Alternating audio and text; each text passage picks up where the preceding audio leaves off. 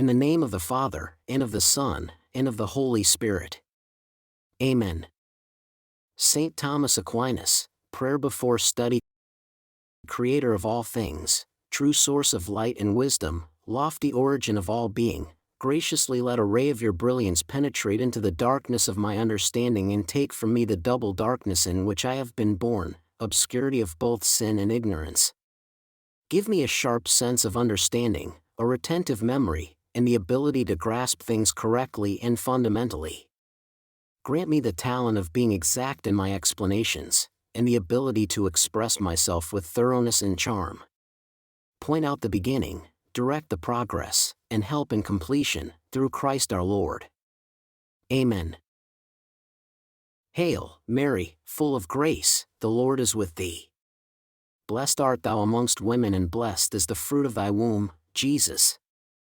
Holy Mary, Mother of God, pray for us sinners, now and at the hour of our death. Amen.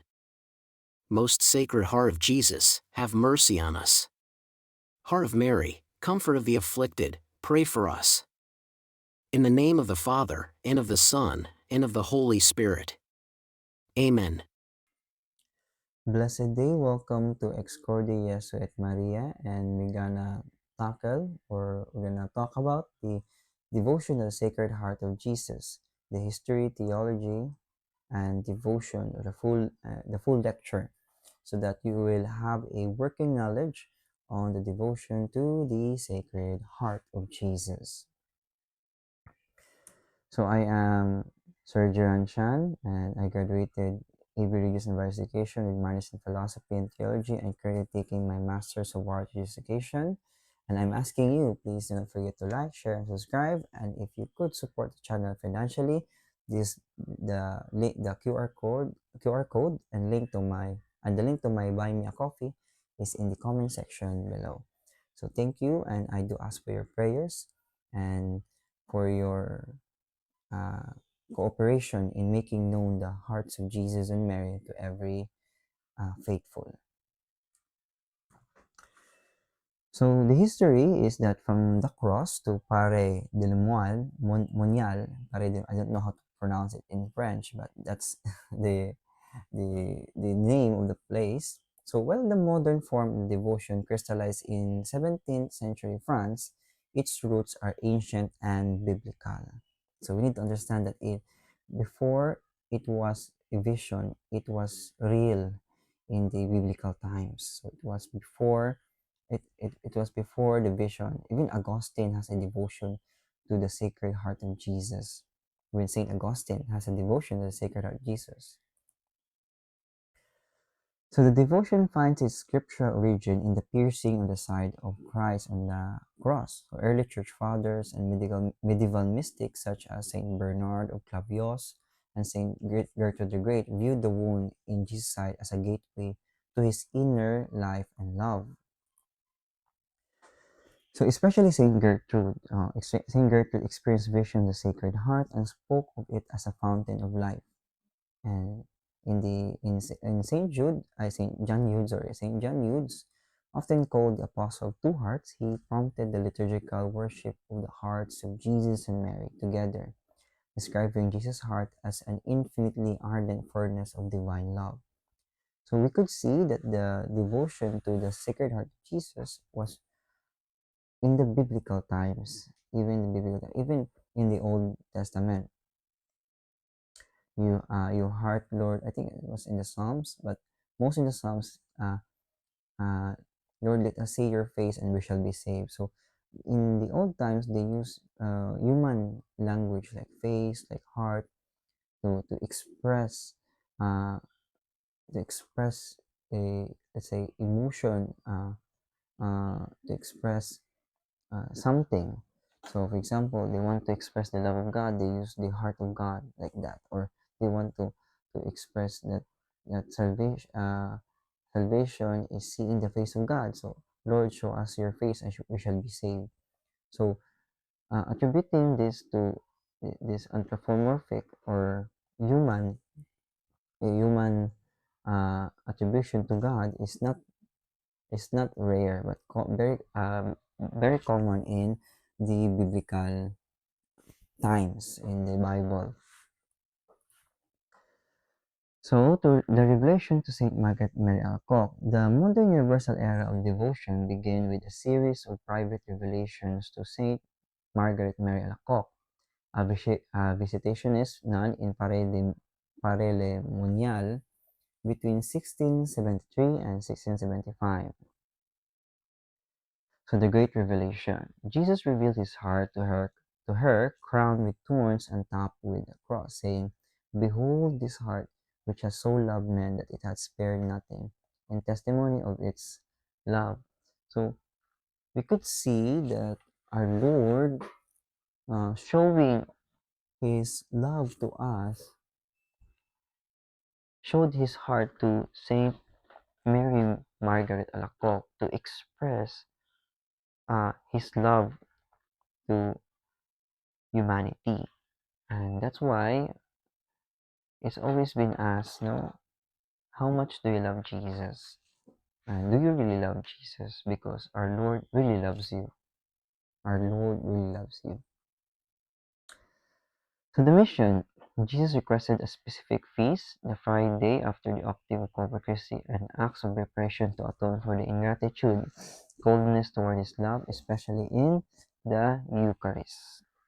So the whole message of the Sacred Heart is, first is love, and second, reparation. Sorry.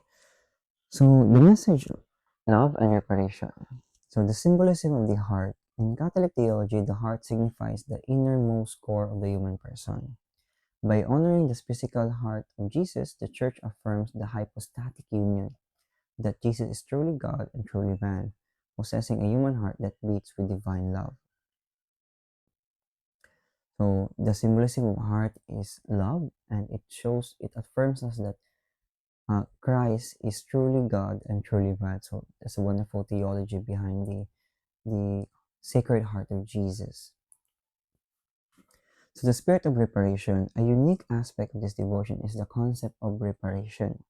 Because Christ's love is often met with indifference or coldness, the faithful are invited to offer prayers and sacrifices to console his heart. So Pope Pius, encyclical Miserentimus Redemptor, formally established the duty of expiation as a central component of the devotion.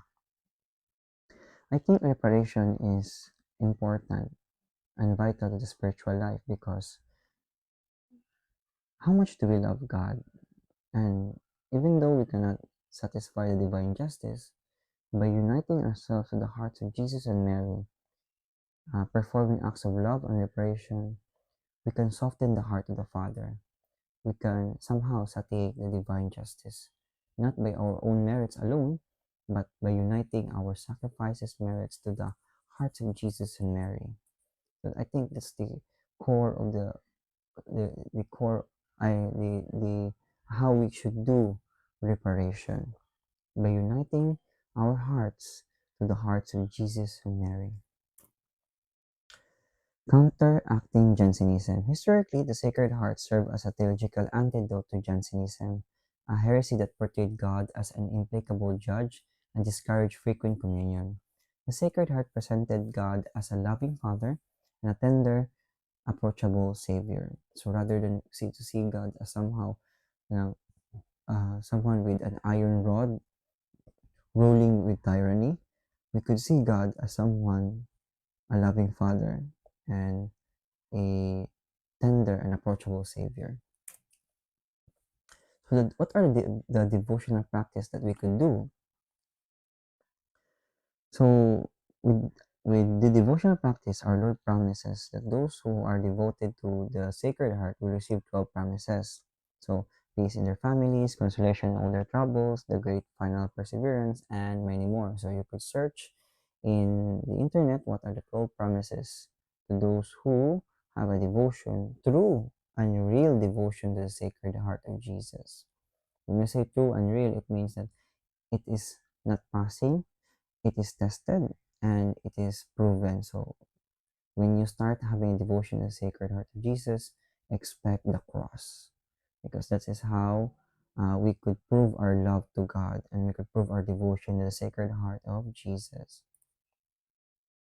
So the first Friday devotion, one of the most popular practices is the reception of Holy Communion on the on the nine consecutive first Fridays of the month.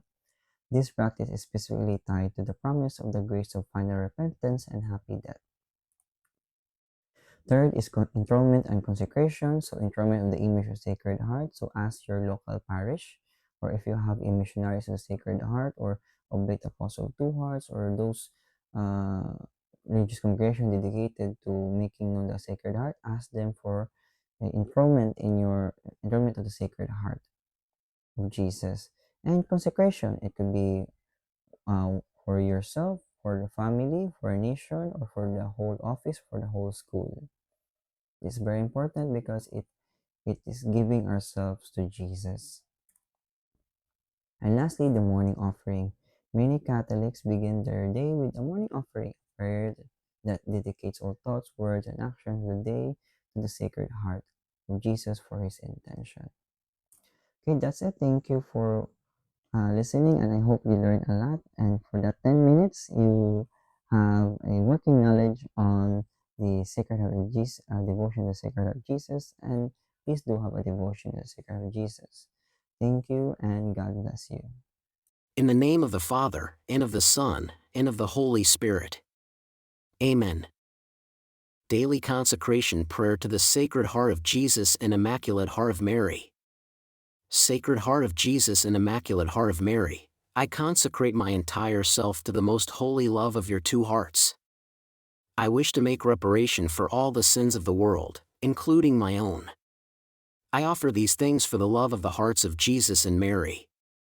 I will keep my mind on beauty and turn my thoughts from evil things. I will not show off, but remain humble.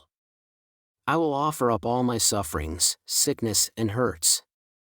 I will seek God's will, not my own. I will show appreciation for the kindness, the blessings that I receive from God for all things.